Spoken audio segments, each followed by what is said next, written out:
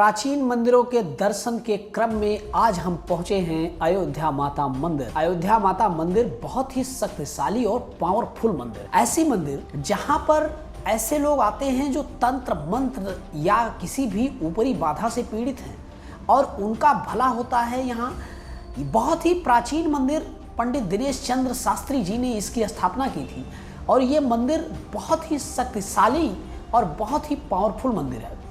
लोग बताते हैं कि इस माता मंदिर के परिसर में कोई भी भूत प्रेत या कोई भी ऊपरी बाधा इस परिसर के अंदर प्रवेश नहीं कर सकती। ऐसा सिद्ध स्थान जहां स्थित है वहीं से ये माता जी निकली हुई है।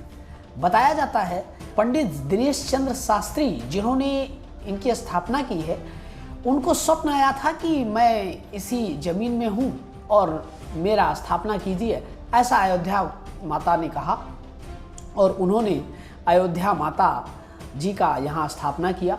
वैसे तो अयोध्या माता उस समय से हैं जब सृष्टि की शुरुआत हुई थी। ये अयोध्या माता मंदिर का इतिहास है। ब्रह्मकुंड गुरुद्वारे के बिल्कुल करीब, सीआरपीएफ कैंप के बिल्कुल सामने, परिक्रमा मार्ग पर स्थित ये पावरफुल मंदिर, जिसके बारे में यहाँ के पुजारी जी बताते हैं कि स्वयं भूमि गर्भ से निकली हुई हैं और पिछले 60-70 सालों से यहाँ पे जो भी दैहिक भौतिक मानसिक शारीरिक रूप से पीड़ित लोग आते हैं, माता की उन पर कृपा होती है। जो माता के चरणों में अपनी श्रद्धा लेके आते हैं उनकी समस्याएं दूर होती हैं और माता जी उन पर कृपा। अयोध्या माता की ये मोहिनी सूरत सबको दिलों में सुकून देती है। यहाँ दर्शन करके ही आनंद आ जाता है। बताया जाता है कि जिस चबूतरे पे माता रानी स्थापित है वो चबूतरा बहुत ही सिद्ध है और इस सिद्ध स्थान पर आने के बाद किसी भी प्रकार की भूतपूरी बाधा होती है वो खत्म हो जाती है। इस बारे में अयोध्या माता के बारे में ज़्यादा जानकारी के लिए हम मिले अंतर्राष्ट्रीय कथावाचक परम पूज्य श्री पवन शास्त्री जी महाराज से। सत्वधाम निवास के पीठाधीश्वर पूज्य श्री पवन शास्त्री जी महाराज बताते हैं कि अयोध्या जी को स्वयं साक्षात जो है वह भगवान श्री रामचंद्र जी का रूप भी कहा गया है। अयोध्या च परब्रह्म सरयू सगुणः पुमान और तन निवासी जगन्नाथ सत्यम सत्य बदाम्यहम्। इस प्रकार की अयोध्या जी की जो महिमा है, जो सभी प्रकार के पापों का विनाश करती हैं अपने हाथ में गदा को धारण करके। और इस संदर्भ में एक बहुत ही सुंदर उपाख्यान रुद्रयामल में प्राप्त है, जहाँ पर 5 प्रकार के पापी जो है उन लोगों के मन में ये विचार आया कि वो अयोध्या जी की यात्रा करें। कुछ लोग इंद्रप्रस्थ अर्थात वर्तमान का जो दिल्ली है वहाँ से अयोध्या जी की यात्रा करने के लिए चले थे। उनमें ये पापी लोग अपने जीवन में जितने उत्तम कोटि के पाप होते हैं, इनमें एक कुंभकार, एक तैलकार, एक जो केवट जात के होते हैं, ऐसे 5 पापी शामिल होकर के और अयोध्या जी चले। तो वो इस भावना से कि ये जो यात्रीगण हैं, इन यात्रियों का जो धन है रास्ते में कहीं मौका पाकर मैं हरण कर लूँगा, लेकिन ऐसा नहीं हुआ और संजोग बस आते आते वो अयोध्या जी के पूर्व द्वार तक पहुँच गए। लेकिन अयोध्या जी के पूर्व द्वार आने पर वो तीर्थ यात्री जो शुद्ध और पवित्र भाव वाले थे वो लोग तो नगरी में प्रवेश कर गए, लेकिन ये जो 5 पापी थे इनके पाप वहाँ शरीर धारण करके और इनके शरीर से निकल करके और अस्त्र शस्त्र इत्यादि लेकर के इनको मारने पीटने लगे और उसी द्वार पर इन्होंने रोक दिया।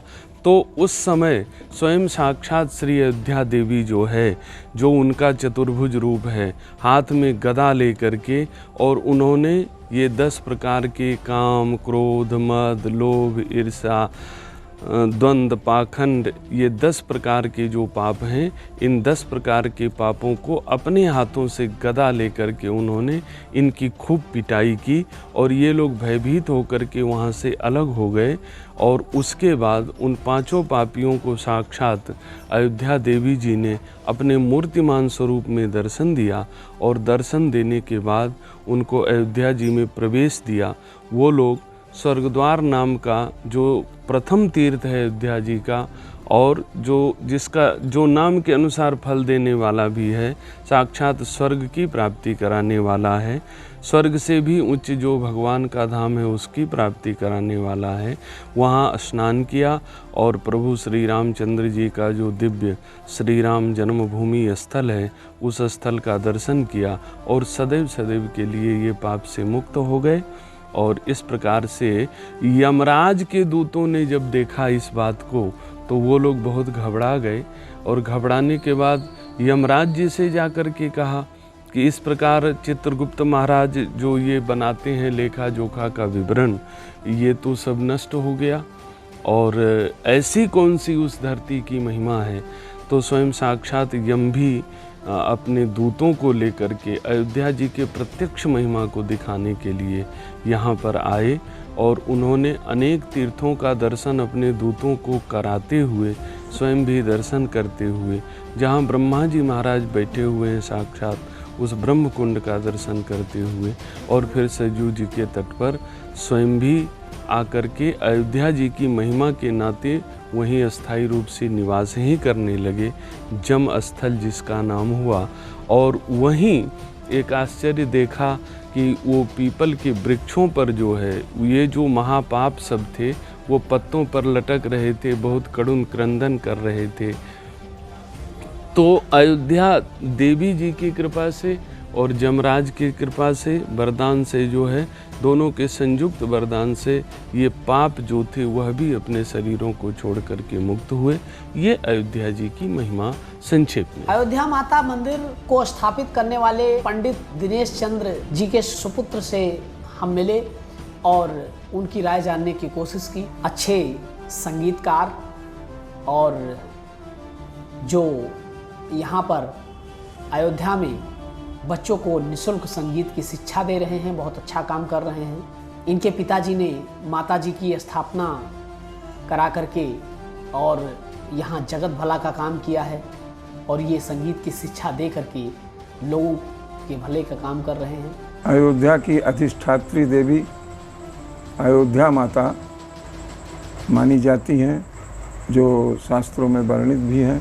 या अयोध्या भुविराम जन्म जननी सरजू तटे सुभ्रजा, या रघुनंद आनंद कंद मनुनी संसार जन मोक्षजा, या अज दशरथ चक्रवर्ती जननी, या राम क्रीड़ा कला गावत शेष दिनेश नित्य चरितम धन्या अयोध्या स्थला। अयोध्या भूमि का करऊ प्रणाम, अयोध्या भूमि का करऊ प्रणाम, अयोध्या भूमि का करऊ प्रणाम, अयोध्या भूमि का करऊ प्रणाम। जहाँ कण कण में, जहाँ कण कण में बसते हैं राम, अयोध्या भूमि का करऊ प्रणाम, अयोध्या भूमि का करऊ प्रणाम।